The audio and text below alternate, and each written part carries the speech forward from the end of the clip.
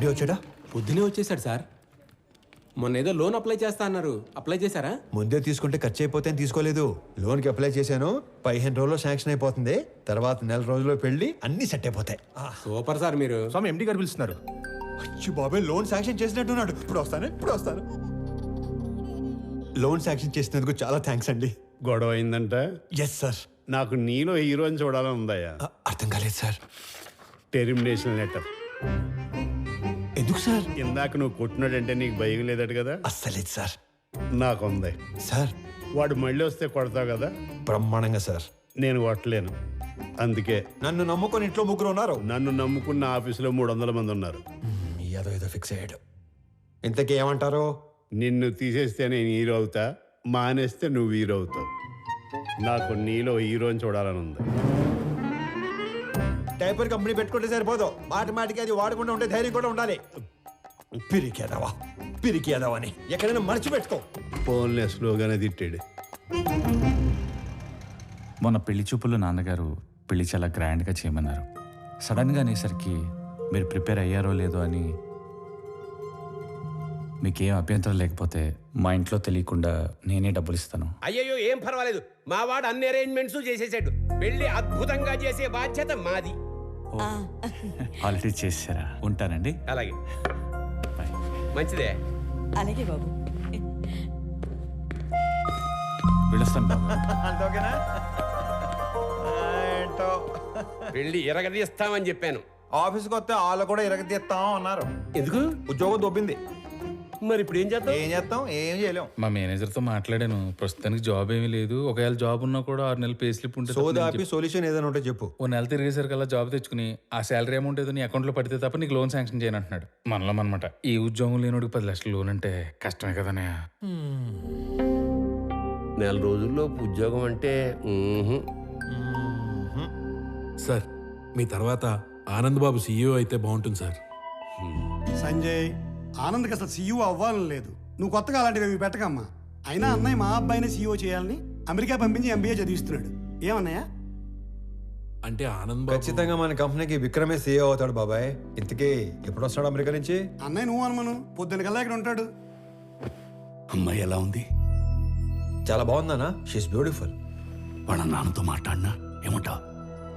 నానా, అది కాదురా, నాకున్నదే 2 నెలలు. నీ పెళ్లి చూడకుండానే వెళ్ళిపోమంటావా?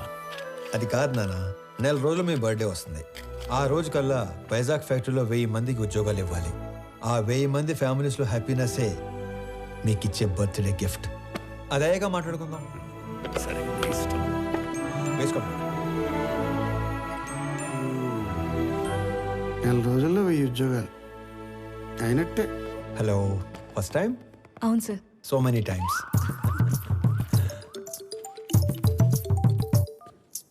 ఫోన్ చేసి మాట్లాడదేంటి? హలో అన్నయ్య, బావ మీట్ అవుదామంటే కాఫీ షాప్కి వచ్చాను. నువ్వు పెళ్లికి ముందే మీటింగ్లు పెట్టుకుంటే. Sorry brother, sorry. హలో అన్నయ్య, నువ్వు పెళ్లికి ముందే మీటింగ్లు పెట్టుకుంటే పెళ్లి టైంకి మేము సెటిల్మెంట్లు పెట్టుకోవాల్సి వస్తుంది. అసలు ఒకసారి ఎందుకు వెళ్ళావు? నా ఫ్రెండ్తో కలిసి వచ్చాను అన్నయ్య. అయినా నువ్వు కూడా వస్తావేమోనని కాల్ చేశాను. నేను ఒక ఇంటర్వ్యూకి వచ్చాను, అయ్యాక వస్తాను. ఫోన్ పెట్టి. మిమ్మల్ని ఇంతకుముందు ఉద్యోగంలోంచి ఎందుకు తీసేశారు? Excuse me sir. హలో, నేను ఇంకా ఇంటర్వ్యూలోనే ఉన్నాను, అయ్యాక చేస్తానని చెప్పాను కదా. మిస్టర్ సిస్టర్, ఇంతకు ముందు ఉద్యోగంలోంచి ఎందుకు తీసేశారు? సారీ సార్, కట్టేస్తాను. ఎందుకే ఇంతకుముందు ఉద్యోగంలో తీసేశారు? సార్, మీరు హెచ్ఆర్గా మానేసి డిటెక్టివ్గా జాయిన్ అయితే చాలా బ్రైట్ ఫ్యూచర్ ఉంటుంది. చూసింది చాలు, నిజమే. వీడి తొక్కలు వచ్చాడు.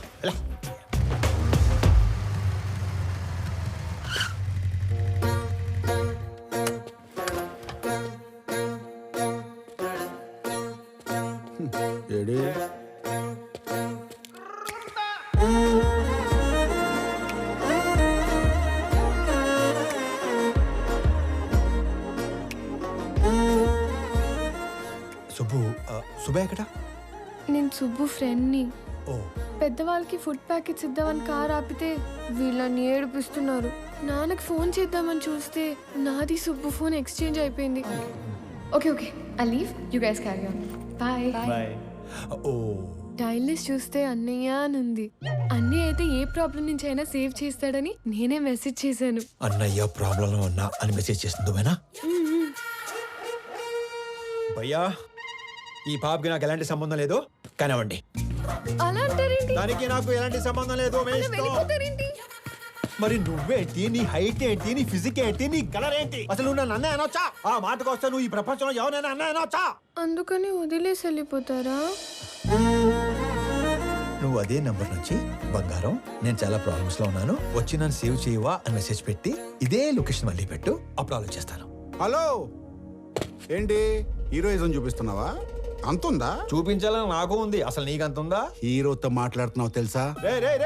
ఎవడ్రా ఇటుకి నా డైలాగ్ ఇచ్చింది? నువ్వు మెసేజ్ చేస్తున్నావు లేదా? అబ్బాయి కన్ఫర్మ్, ఈసారి అడ్రాను, మీ ఇష్టం. హలో హలో ఓయ్, అటు రాడు గాని మనం చూసుకుందామా? బంగారం, నేను ప్రాబ్లంలో ఉన్నాను, వచ్చి నన్ను సేవ్ చేయవా? నేనే రానుకో, అలిగాను. ప్లీజ్ రా, నా బుజ్జి కదూ, నా బంగారం కదూ, రా నాన్న.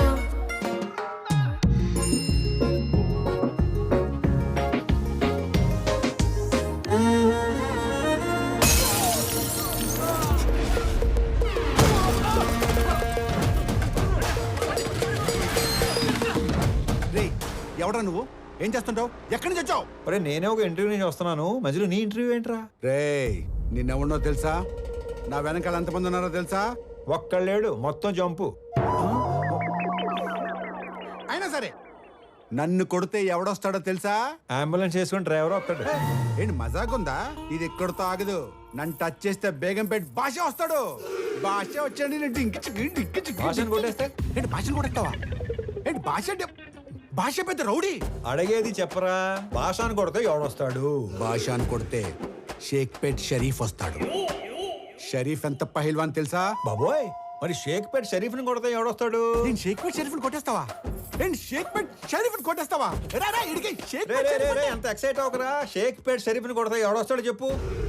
షరీఫ్ ని కొడితే మలక్పేట్ మల్లేష్ వస్తాడు. ఈ సిటీలో అంతకన్నా పెద్ద పహిల్వాన్ లేడు. లేడు.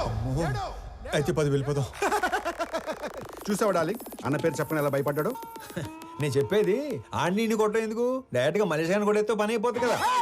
అన్నా నమస్తేనే. బంగారం కూర్చో. చెబుతామే, ఏం కావాలా? కొట్టాలన్నా. తినే టైంలో వచ్చి నోరు తెరిచి కొట్టాలా అన్నావు. ఎవడైనా కొడు. ఎవరిని కొట్టాలా? నిన్నే కొట్టాలన్నా. తమ్మి మజాక్ చేస్తుండు. లేదు, నిన్నే కొట్టాలి. నన్ను కొట్టుడేంద్రా? ఆడు మా లేడీస్ తో ఎక్స్ట్రా చేసాడు.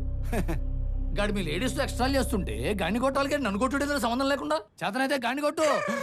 ఆడిని కొడితే బేగంపేట భాష వస్తాడంటనా? నీకు దమ్ముంటే ఇళ్ళ బేగంపేట భాష గాని కొట్టుపోయి. ఆ భాష గాని కొడితే షేక్పేట్ షరీఫ్ వస్తాడంటనా? అరే నువ్వు మగాని అయితే షేక్పేట్ షరీఫ్ని కొట్టవా? ఆడిని కొడితే మలక్పేట మల్లేష్ వస్తాడంటనా? నువ్వు హీరో అయితే వీళ్ళ మలక్పేట మల్లేష్ గాని కొట్టు. ఆడిని కొడదామని వచ్చానన్నా. రే, అందరూ నన్ను తేడాగాడంటారు. నువ్వేందిరా తేడా రాజ్యానికి యువరాజులో తయారయ్యావు?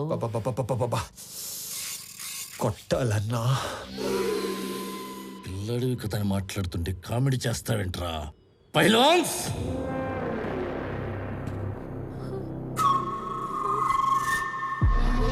వీళ్ళు నా పోతులు, దమ్ముంటే ఏళ్లను కొట్టు. అమ్మో, నేను కొట్టనన్నా. ఏ భయమా? వాళ్ళు కొట్టాక కూడా నిన్నే కొట్టాలి. నేను నిన్నే కొడతాను మళ్ళు. రేయ్, నేను తినేలోపు మీరందరూ కలిసి తినేయండి.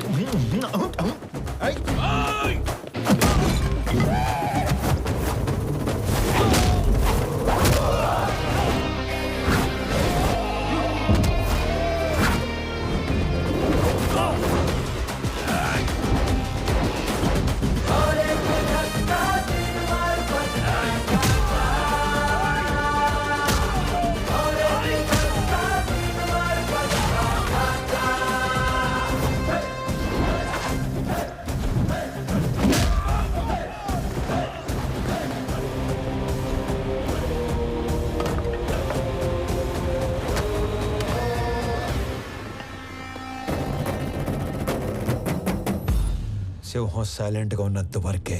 వన్స్ అది వైలెన్స్లోకి దిగాక ఏంటి సగం చెప్పి ఆలోచిస్తున్నావు? పూర్తి చేయి. అసలు నీ ముఖానికి సగం వార్నింగే ఎందుకు వేస్ట్ చేశానా అని ఆలోచిస్తున్నాను. హలో వెళ్ళరానా? వెళ్ళు.